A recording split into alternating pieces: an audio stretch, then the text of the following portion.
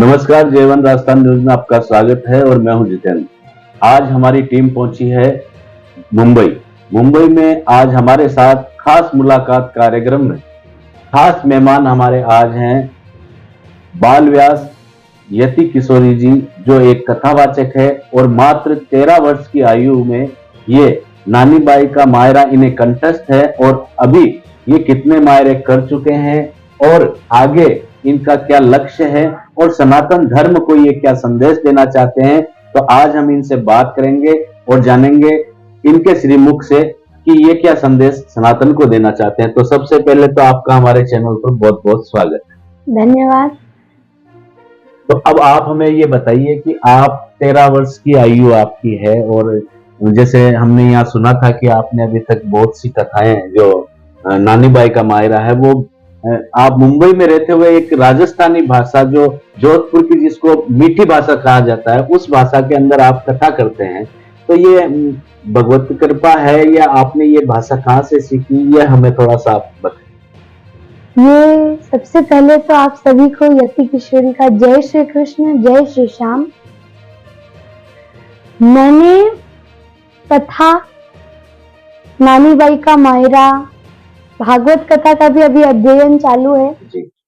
जो भी मुझे बोलना सिखाते हैं, मुझे कथा करना सिखाते हैं, वो मेरे गुरु मेरे चाचा ही हैं जो मुझे सब कुछ सिखाते हैं और उनकी वजह से ही मैं कथा कर पाती हूँ।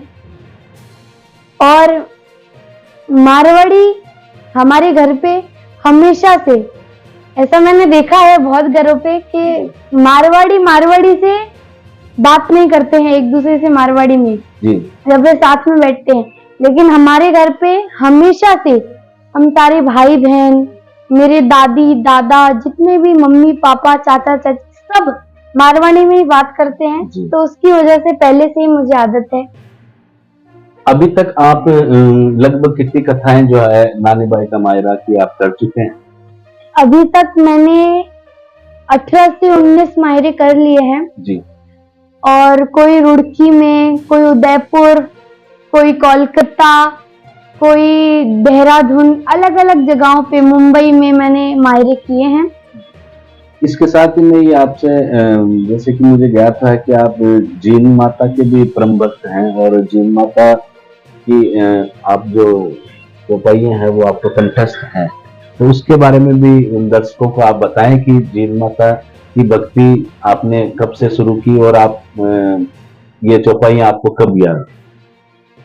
सबसे पहले जब मैं 6 वर्ष की थी, क्योंकि मेरे घर पे मेरी जो कुल देवी है वो जीन माता है, तो हमारे घर पे हमेशा से सबसे ज्यादा जीन माता की ही पूजा की जाती है। जब मैं 6 वर्ष की थी तब से हमारे घर पे हर वीकेंड पे, हर सैटरडे संडे, किसी भी दिन, हर एक ओकेशन पे जीन माता की पूजा होती थी। और एक सप्ताह जब खत्म होती है उस समय हमारे घर पे मंगल पाठ होता था, तो उसकी वजह से मुझे वो अपने आप कंठस्थ हो गया और ये बहुत अच्छी बात है, ये बहुत बड़ी कृपा है माता की। जी, मैं इसी के साथ आपसे एक बात ये पूछना चाहूंगा कि जो अपना सनातन धर्म है, तो आप सनातनियों को आप वैसे कथा कर रहे हैं तो सनातन का प्रचार तो आप कर ही रहे हैं, उसी के साथ साथ आप हमारे चैनल के माध्यम से सनातनियों को क्या संदेश देना चाहेंगे? जैसा कि हम सब जानते हैं कि भारत देश युवाओं का देश है, तो मैं युवाओं को ही कहना चाहूंगी कि ज्यादा से ज्यादा सनातन को अपनाइए, सनातन को समझने की कोशिश कीजिए। सनातन को अपनाइए का अर्थ मैं ये कहना चाहूंगी कि सनातन में जो इतने सारे ग्रंथ हैं, जैसे रामायण है, भागवत गीता, भागवत महापुराण, जितने भी ग्रंथ है सब हमें पढ़ने चाहिए, उनका अध्ययन करना चाहिए। और ऐसा नहीं कि बस पढ़ लिया, उनको पढ़ने के बाद अपने जीवन में उतारना चाहिए, क्योंकि क्या पता उनके अंदर ऐसी कोई चीज लिखी हो जिससे हमारे जीवन में बहुत बड़ा बदलाव आ जाए, जिसकी वजह से हमें कुछ सीख मिले। और हमारा जो सनातन है वो केवल भारत तक सीमित नहीं है, ये तो हमें पता चलने लग गया है।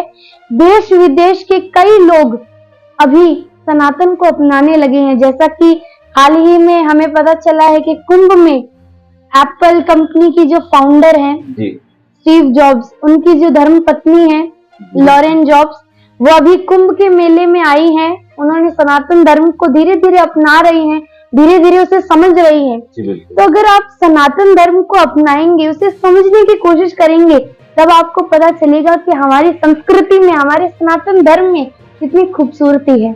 जी बिल्कुल, बहुत बहुत धन्यवाद जय के आपका कि आपने अपने अमूल्य समय में से हमें समय निकाला और आज हमारे चैनल को आपने समय दिया। इसके लिए आपका बहुत बहुत आभार, आपका कोटि कोटि वंदन कि आपने हमें समय दिया। और जल्दी हम एक नए मेहमान के साथ फिर हाजिर होंगे एक खास मुलाकात कार्यक्रम में। तब तक के लिए दीजिए इजाजत। नमस्कार।